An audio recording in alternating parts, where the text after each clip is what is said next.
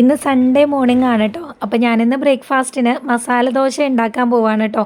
ഈ മസാല ദോശ എനിക്ക് നല്ല ഇഷ്ടമുള്ള ഒരു ഐറ്റമാണ് കേട്ടോ. കാരണം ഞാനിത് ഇടയ്ക്കിടയ്ക്ക് ഇവിടെ ഉണ്ടാക്കാറുണ്ട്. എൻ്റെയൊക്കെ ചെറുപ്പത്തിലുണ്ടല്ലോ ഇത് കഴിക്കാനായിട്ട് കൊതി പിടിച്ചിരുന്ന ഒരു കാലം ഉണ്ടായിരുന്നു കേട്ടോ. അന്നൊക്കെ ഇതുപോലെ ഹോട്ടലുകൾ കുറവാണ്, പിന്നെ ഇതുപോലുള്ള കുറേ ഫുഡുകളൊന്നുമില്ല. അന്ന് ഈ മസാല ദോശ ഒരുപാട് പേരുടെ നാവിൽ കൊതി ഉണർത്തിയിട്ടുള്ള ഒരു വിഭവം തന്നെയായിരിക്കും കേട്ടോ. അങ്ങനത്തെ മസാല ദോശ ഉണ്ടാക്കാനായിട്ടുള്ള ഉരുളക്കിഴങ്ങൊക്കെ വേവിക്കാനായിട്ട് വെച്ചിട്ടുണ്ട്. അപ്പോൾ രണ്ടായിട്ട് പൊളിച്ചിട്ടാണ് വെച്ചിട്ടുണ്ടായിരുന്നത്. അപ്പോൾ അത് വെന്ത് വന്നപ്പോൾ ഋതു അതിൻ്റെ തോടൊക്കെ പൊളിച്ച് ഒന്ന് ഉടച്ച് തരുന്നുണ്ട് കേട്ടോ. അപ്പോൾ മസാല ഉണ്ടാക്കാനായിട്ട് ഒരു പാത്രം അടുപ്പത്ത് വെച്ചിട്ട് വെളിച്ചെണ്ണ ഒഴിച്ചു കൊടുത്തിട്ടുണ്ട്. കടുക് പൊട്ടിച്ച് കൊടുക്കാം. ഇനി കുറച്ച് ഉഴുന്ന് പരിപ്പ് ഇട്ട് കൊടുക്കാം. ആവശ്യത്തിന് എരിവിനുള്ള പച്ചമുളക് ചേർത്ത് കൊടുക്കുന്നുണ്ട്. ഇനി സവാളയാണ് കേട്ടോ ചേർത്ത് കൊടുത്തത്. ഇനി കുറച്ച് വേപ്പില, ആവശ്യത്തിനുള്ള ഉപ്പ്, നന്നായിട്ടൊന്ന് വഴറ്റി കൊടുക്കാം. ഇഞ്ചി ചേർത്ത് കൊടുക്കുന്നവർക്ക് കൊടുക്കാം കേട്ടോ. ഇവിടെ കുട്ടികൾക്ക് ഇഷ്ടമില്ലാത്തത് കൊണ്ടാണ്. അങ്ങനെ ഉരുളക്കിഴങ്ങ് ഉടച്ച് വെച്ചത് കൂടി ഇട്ട് കൊടുത്ത് മിക്സ് ചെയ്തെടുത്താൽ മസാല റെഡി.